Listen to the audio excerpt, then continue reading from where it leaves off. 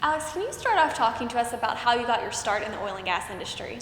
Yeah, so really I got started in the industry by growing up around it.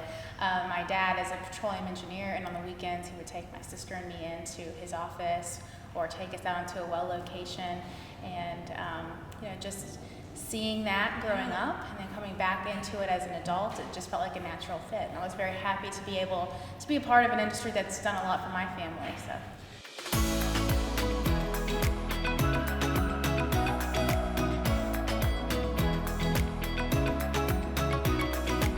That's really neat that you got that exposure as a young child, not just being around it, but actually being able to go out to sites. Talk to us a little bit about your path from then, really from when you professionally started working to now.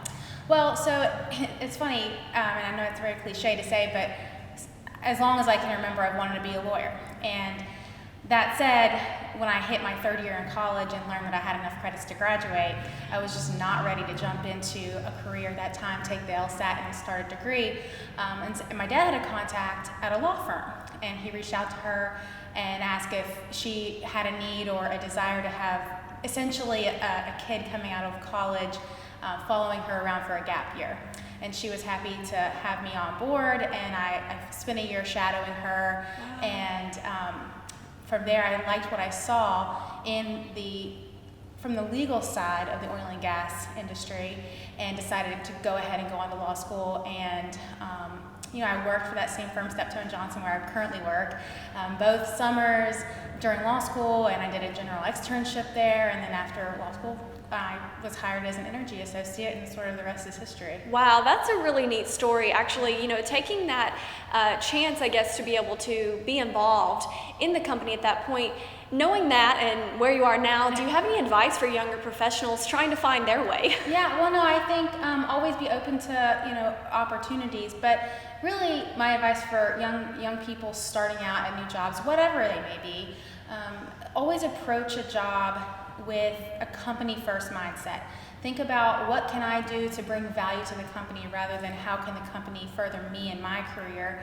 And by doing that, I really believe that you become noticed for that good attitude and that dedication to the company, and it's, in a selfish way, it helps further your career by doing that. So just as an example, if you're given a job, don't put blinders on and do just what you're asked. Always kind of, if you see something, say something, and always have the company's like their needs first.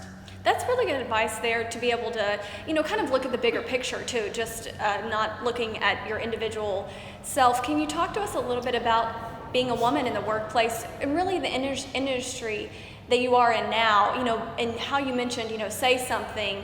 Talk to us a little bit about what it's been like for you there. Well, I'm very lucky, as a woman in the industry, to my boss, who happens to be the chair of the energy department at my firm, even my CEO of Steptoe, both are working moms, and it's great to see that you can very much succeed and do well in a firm which has a lot of demands, but also to have that balance of family life. That's really good to be able to hear that success story as well. You mentioned, having that balance. How do you have that work-life balance? What is it like for you? I mean, it's $1 million question for many people. Right. So I think always approach a work-life balance with some flexibility, right? I work for a firm, obviously, and I don't have investors, but my clients all do. They have to answer to investors. They have metrics they have to meet on a certain time frame. So understanding that, you know that when there is a deadline, sometimes work has to win. But by being flexible and allowing work to win at times, then work allows life to win. And so it's looking at it not as a daily balance or even a weekly balance sometimes, but just an overall life balance that helps you kind of stay satisfied and refreshed at your job. That's really good advice. We appreciate you sharing your story. And again, congratulations on this honor, Alex. Thank you very much. You're very welcome. And for more on honorees like Alex, you can find that on heartenergy.com.